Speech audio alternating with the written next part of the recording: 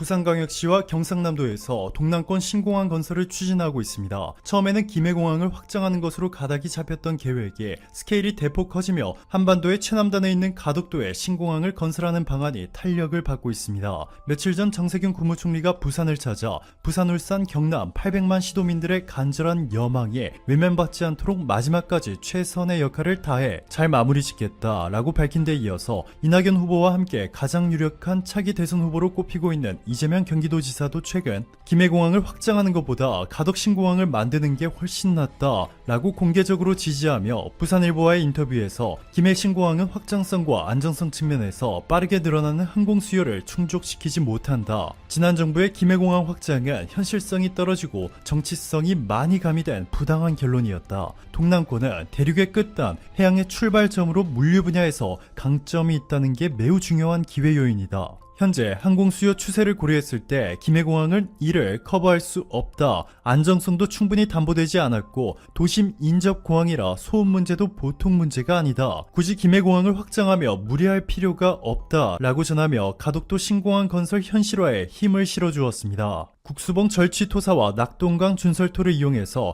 가덕도 해안지역을 매립해 해상 신공항을 만들겠다는 것인데요. 일반적으로 해상공항이 내륙공항보다 공사비가 많이 드는 것은 물론이고 공사기간도 오래 걸리며 매립공사가 어려운 것으로 알려졌지만 한국은 이미 첨단 해안 매립공법과 공기단축 기술을 보유하고 있습니다. 대한민국이 보유한 첨단 공항 건설 기술과 더불어 7조 5천억 원이라는 자금을 투입해 만들어질 가덕도 해상 신공항은 3.5km에 달하는 이착륙 활주로에 한 층당 300에서 400평 정도의 규모로 4층으로 지어질 계획인데요. 한국의 이 해상공항 때문에 현재 일본은 그야말로 초비상사태에 놓였습니다. 가덕도 해상공항이 완공되면 일본 대마도와 규슈 지방의 경제권이 부산으로 완전히 넘어가 버리는 것을 우려하고 있습니다. 지금까지는 인구 1276만 명의 규슈, 372만 명의 시코쿠, 760만 명의 출코쿠 사람들은 해외로 출국하려면 모두 오사카의 간사이 공항을 경유해야 했습니다. 일본은 간사이 공항을 일본의 허브 공항으로 만들기 위해 그동안 천문학적인 자금과 노동력, 시간을 쏟아부었는데 일본의 노력이 한순간에 무너질 위기에 놓였습니다. 바로 한국의 가덕도 해상공항은 대마도에서 불과 60km 떨어진 위치로 일본의 규슈 본토 사가현 가라스시 82km보다 훨씬 더 가까운 위치입니다. 대마도에 거주하는 일본인들은 도쿄를 갈 때 규슈 공항으로 가는 것이 아니라 한국의 김해국제공항을 경유하고 있습니다. 후쿠오카로 비행기를 타고 건너간 뒤 신칸센을 타고 도쿄에 가는 것보다 부산에서 비행기로 도쿄에 날아가는 것이 비용적으로나 시간적으로 훨씬 더 효율적이기 때문이죠. 여기에 부산광역시는 부산과 일본의 주요 해안도시를 연결하는 고속페리를 운행하고 있습니다. 가덕도 신공항에서 짧게는 1시간 만에 일본에 도착이 가능한데요. 후쿠오카뿐만 아니라 나가사키, 시모노세키, 교토, 마이즈루까지 노선이 확장됐고 이 덕분에 대마도에 거주하는 일본인들뿐만 아니라 이제는 일본 본토에 거주하는 이들도 한국의 고속페리를 이용해 가덕도 해상신공항으로 건너와 한국의 비행기를 타고 해외여행을 다니고 심지어 일본의 도쿄를 갈 때도 한국의 부산을 경유할 것으로 일본은 우려하고 있습니다. 일본이 1994년 오사카를 매립해 건설한 간사이 국제공항은 당시 22조 원이라는 천문학적인 자금을 투입해 만든 것으로 도쿄 나리타 공항에 이어 일본의 양대 허브 공항으로 성장하길 꿈꿨지만 현실은 달랐습니다. 해마다 이자만 2,726억 원을 내야 했고 2010년에 이미 총 부채 규모가 17조 7,222억 원으로 불어나며 심각한 경영난을 겪었습니다. 이러한 상황 속에서 대마도인들과 일본 본토 규슈, 시코쿠, 추코쿠에 거주하는 2천만 명이 넘는 일본인들이 간사이 국제공항이 아닌 한국의 가덕도 해상공항을 통해 해외여행을 가게 된다면 간사이 공항은 완전히 문을 닫아야 할 위기를 맞이할 수 있습니다. 이뿐만이 아닙니다. 빠르면 내년부터 한국에서 하늘을 나는 배, 수면 위를 비행하는 선박, 위그선이 최초로 공개돼 실제 운행에 투입될 예정입니다. 해양수산부에 따르면 아론 비행 선박 산업이 8인승급 M80 위그선을 포항에서 울릉도 노선에 우선 취항하고 향후 노선을 확대할 계획인 것으로 전해졌습니다. 위그선은 수면과 날개 사이에서 발생하는 양력을 이용해 바다 위에서 낮게 뜬 채로 이동하는 차세대 이동수단인데요. 미국, 독일, 핀란드 등의 선진국들에서 군사용으로 만들어진 적은 있지만 아직까지 상용화되지는 못했습니다. 경상남도 사천에 본사를 둔 아론 선박 비행 산업은 무려 지난 13년 동안 500억 원의 연구 비용을 투입해 M80 위구선을 개발하는 데 성공했고, 올해 한국 성급으로부터 위구선 성급 증서를 발급받았습니다. M80 위구선은 듀얼 조정 시스템과 비행 기록 장치, 자동 소화 장치, 레이더뿐만 아니라 음성, 영상 기록 장치, 위성 통신기 등의 모든 최첨단 장비들을 탑재했고, 속도는 기존 페리를 완전히 압도하고 있습니다. 한국에서 후쿠오카까지 3시간이나 걸렸지만 위구선을 이용하면 단 1시간 만에 이동이 가능해집니다. 일본의 대마도와 규슈 지방의 경제권이 한국에 예속되는 것은 시간 문제라는 것이죠. 일본이 우려하고 있는 부분은 경제뿐만이 아닙니다. 가덕도 해상 신공항이 완성되면 바로 옆에 있는 김해국제공항의 군사시설이 대폭 확대될 것으로 전망되고 있습니다. 현재 김해공항은 공군 제5공중 기동비행단 기지로 F-15K뿐만 아니라 공군의 대표 자랑거리인 조기 경보기 2737 PSI도 운영하고 있습니다. 가덕도 해상 신공항에 민간 항공기 운영을 완전히 흡수하게 되면 김해공항은 자연스럽게 군사기지로서의 역할을 더욱 강화할 것이고, 일본은 바로 이 점을 우려하고 있습니다. 중국과 일본은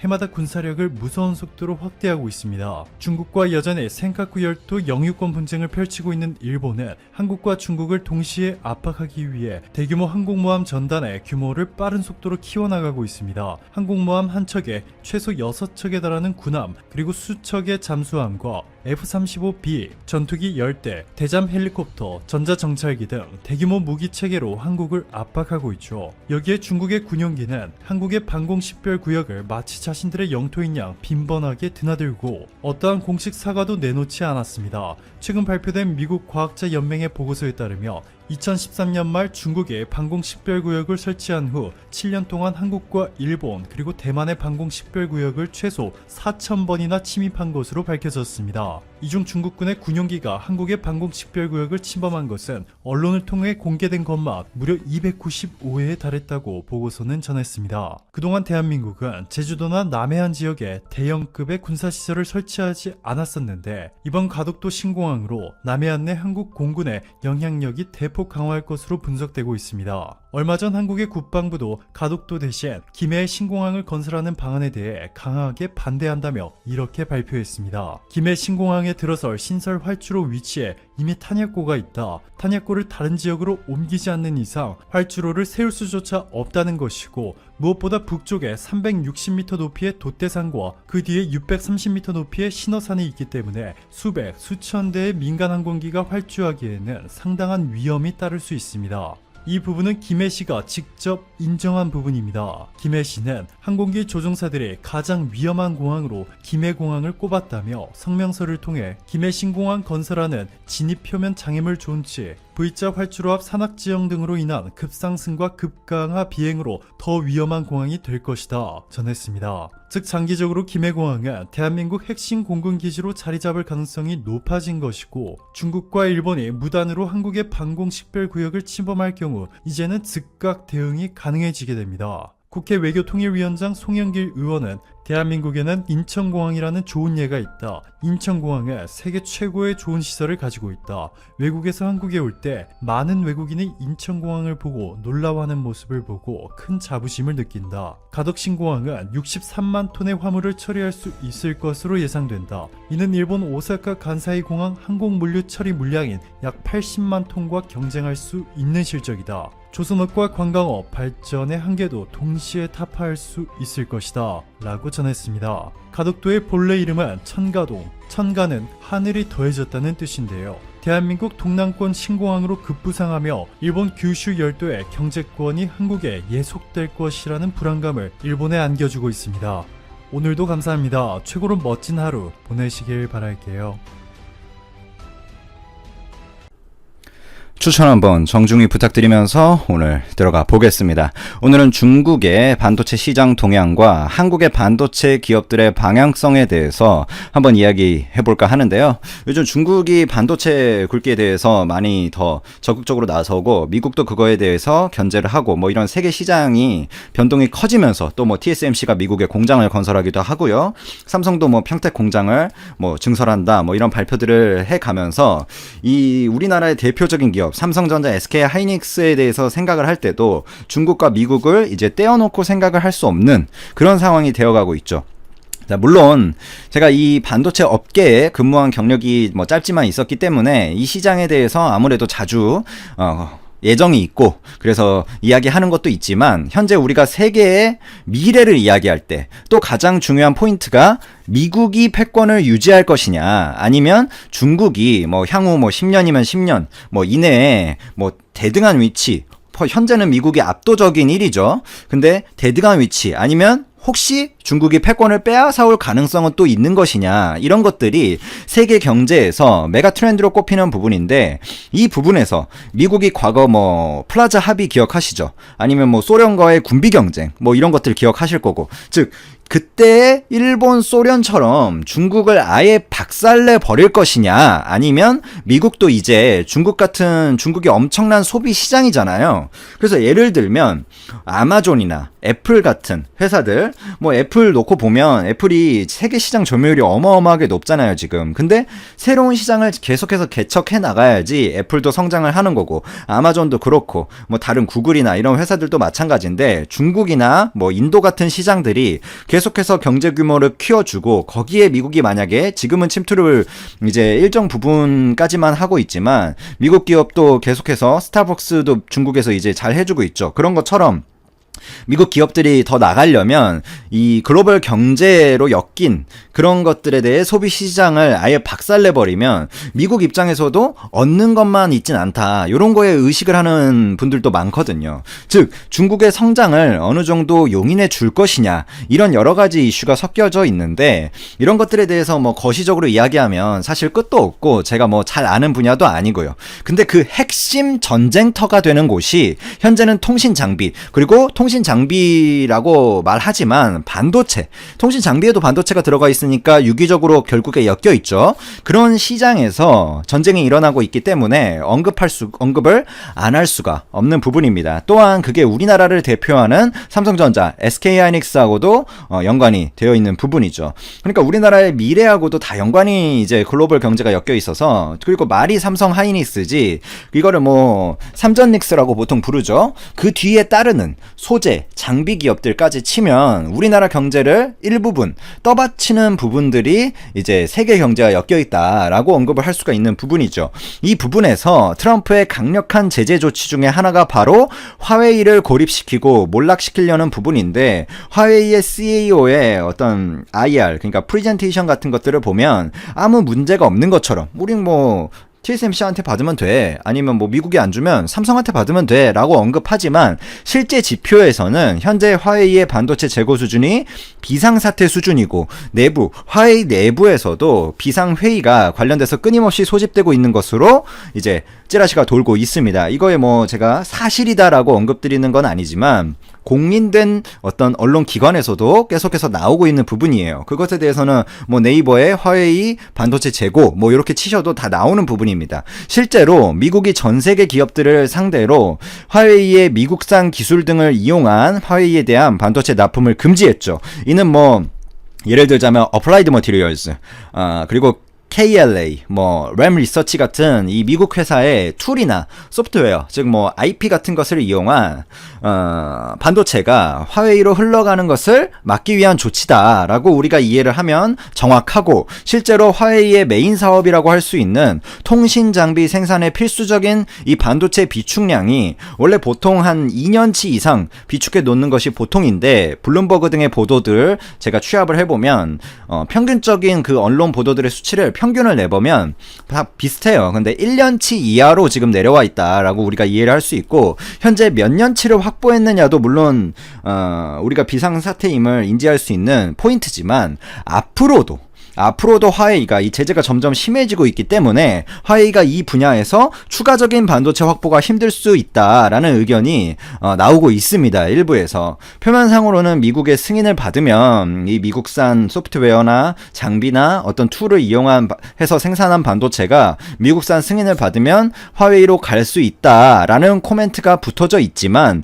말이 그렇지 우리가 만들어서 화웨이 줄게요 라고 이제 그런 업체에게 미국이 과연 승인을 해줄까? 이 부분에 대해서는 대부분의 생각이 일치하리라고 생각됩니다. 근데 이 승인 절차를 그냥 금지, 이렇게 하지 않고 승인 절차를 굳이 만들어 놓은 것은 물론 세계적인 무역에 대한 어떤 룰에 대한 조치이기도 하고 중국이 향후 미중 무역 협상은 계속해서 이제 진행되는 부분이거든요. 그때 중국이 유의미한 카드, 그러니까 미국한테 큰 이익이 되는, 그래서 중국이 우리가 패권까지 넘보지 않을게, 근데 요거는 좀 해줘, 요런 식으로 나온다면, 카드를 들고 온다면 거기서 뭔가 미국의 태도가 변화를 줄 수 있다라는 여지를 남겨준 것에 불과하다, 우리가 이렇게 이해를 하면 크게 틀리지 않을 것 같습니다. 자, 그럼 여기서 중국의 대응에 관한 문제에 대해서 언급을 해보면 당연히 반도체 자급 이 주가 되는 부분이겠죠. 중국도 이런 세계의 흐름을 몰랐던 것이 아니기 때문에 SMIC, 중국의 1위 파운드리 업체죠. 그 다음에 YMTC, 중국의 1위 낸드 업체죠. 허페이창신, 중국의 1위 디램 업체죠. 이런 업체들을 육성하면서 반도체 중국의 자급률, 그러니까 중국이 생산해서 그 반도체를 쓰겠다라는 전체 중국의 소비 반도체 캐파에서 중국이 생산하는 반도체, 그래서 소비하는 반도체의 물량, 그 비율이 이제 레이쇼가 반도체 자급률인데 그 반도체 자급률을 올리는 플랜을 짜고 수백조 원을 쏟아붓고 있는 것인데 현재 중국의 자급률 수준을 2019년 연말로 보면 15%, 즉 중국이 반도체를 100개 쓴다. 그러면 자국 반도체를 15개 쓴다라고 보면 되고 이 15개가 아주 저가의 반도체층이에요. 그러니까 아주 저가의 사실상 이 자급이라고 말하기에 의미가 없는 수준이 지금은 이루어지고 있다. 이렇게 보시면 되고 그래서 삼성전자나 하이닉스에 큰 영향이 없는 부분이고 마이크론도 마찬가지고요. 중국의 이 메이드 인 차이나 2025 그러니까 중국 굵기 그 내용을 살펴보시면 2025년에 타겟 목표치로 잡는 게 70%의 반도체를 자급하겠다라고 중국이 선언을 했지만 제가 1년 전에도 이 수치에 대해서 70%라는 수치에 대해서 조금 과하다. 터무니없다. 중국의 현재 지금 기술력을 보면 디램 낸드 시제품도 안 나왔다. 지금도 거의 마찬가지입니다. 낸드 그 32단 조금 나온 거 말고는 시제품이 나온 게 없어요. 그리고 시제품에서 양산으로 넘어가는 데에 대한 어떤 그런 기술력들. 지금 LG와 폴란드 공장이나 LG 디스플레이 광저우 공장이나 그리고 반도체도 마찬가지죠. 5나노 선에서 그 수율을 뽑아내는 게 맨날 지금 10수년을 그것만 하고 있는 세계의 기술력으로 치면 최고라는 삼성전자도 그것에 대해서 굉장히 어려워하는 부분들이 많습니다. 근데 해본 적도 없는 중국이 이제 그거를 70%를 우리가 다 작업으로 하겠다. 그러면 완전 하이엔드 선에 있는 지금으로 치면 한 5나노, 6나노, 7나노 선 빼고는 다 자기 걸로 하겠다라는 의미인데 이거는 조금 터무니없는 수치다. 그리고 7나노 선까지도 지금은 거의 작업을 해야 돼요. 70%까지 치려면. 현재 전문기관들의 예측치를 제가 평균을 내보면 중국의 현실적인 2025년 자급률을 달성률을 한 21% 보고 있습니다. 물론 지금보다는 중국이 쏟아붓고 있는 돈이 있으니까 높아지겠지만 그 돈의 양 그리고 사활을 건 중국의 어떤 상황 그리고 당초 목표치를 비교해 보면 조금은 허탈한 수치죠. 현재 SMIC도 14나노 선을 물러 있고 이 14나노 선이라고 해서 SMIC가 지금 삼성전자처럼 14나노를 막 뽑아내고 있는 거냐? 그것도 아니에요. 14나노 양산이 SMIC 전체 매출에 차지하는 비중이 10%도 안 됩니다. 그러니까 SMIC에게 14나노가 지금 삼성전자로 치면 거의 6나노 수준인 거예요. 굉장히 SMIC에게 있어서 선단에 있는 공정이다. 그렇게 생각하시면 되고 또한 YMTC가 최근 SSD 시장에 진출한다고 선언을 했고 이 분야도 중국의 반도체 펀딩으로부터 이제 수백조 원을 쏟아부은 분야지만 눈에 보이는 성과가 안 나오고 있고 만약에 중국 말이 다 진실이다. 그러면 성과가 나오고 있는 건데 중국 말로만 제가 만약에 그게 다 맞다고 치고 이야기를 해볼게요. 그러면 YMTC는 이미 128단 3D 낸드를 개발했고 연말에 양산 체제에 들어가며 엄청난 고품질의 반도체가 지금 SK하이닉스도 간신히 뽑아내고 있는 게 연말이면 쏟아져 나와가지고 2021년에 한국 반도체 같은 거 필요 없을 것처럼 중국이 우리가 잘하고 있다라고 말하고 있지만 반도체 동향이나 지식이 높은 전문가분들의 이야기를 들어보면 제 이야기가 아니라 반도체 쪽에서 십수년을 반도체만 판 분들, 그리고 중국의 유통 같은 걸 잘 알고 있는 분들의 이야기를 우리가 취합하고 블룸버그나 이런 외신들 정보들을 취합해보면 전혀 실제 수준과 거리가 있다라는 의견이 지배적입니다. 이 정도로 중국의 소식을 정리하고 이게 삼성 하이닉스의 동향과 대충 이야기를 해보면 최근 미래 기업 가치라고 불리는 삼전닉스가 주가도 급등이 했고 많은 사람들이 하반기를 긍정적으로 보는 시각으로 조금씩 바뀌고 있죠. 근데 이제 저는 하반기도 하반기지만 2021년 상반기를 더 긍정적으로 봅니다. 그러니까 저도 서버용 반도체 수요 이 부분에 대해서는 견조하다. 그러니까 이번에 오더컷이 조금 나왔어요. 그래서 서버용 반도체가 2021년으로 조금 이연이 되는 경향이 있지만 2021년 상반기로 이연이 될 뿐이지 데이터 트래픽이 이렇게 급등하고 있는데 이 IDC 회사들, 인터넷 회사들이 서버용 반도체를 갑자기 뭐 수입 물량을 줄인다. 이거는 현재로선 전혀 논리적이지 않고 우상향으로 보고 있고요. 결국 반도체 기업들의 어떤 가치에 대해서 발목을 잡고 있는 게 핸드셋 수요. 그러니까 스마트폰, 모바일 수요가 회복되는 시점이 중요한 건데 이 랠리를 시작하는 시점이 언제냐로 봤을 때 유럽이나 미국의 상황을 보고 우리가 생각을 해보면 2021년 상반기는 굉장히 긍정적이다. 그리고 그런 기업 가치들이 2020년 하반기에 반영이 되겠죠.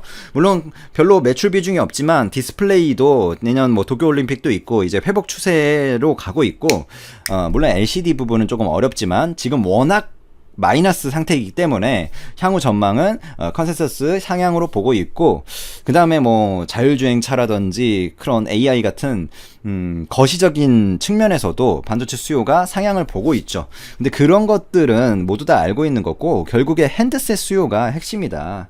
그리고 굳이 말하자면 투자 과자적인 관점에서 환율을 좀 주목해야겠죠. 이 정도로 마무리하겠습니다. 감사합니다.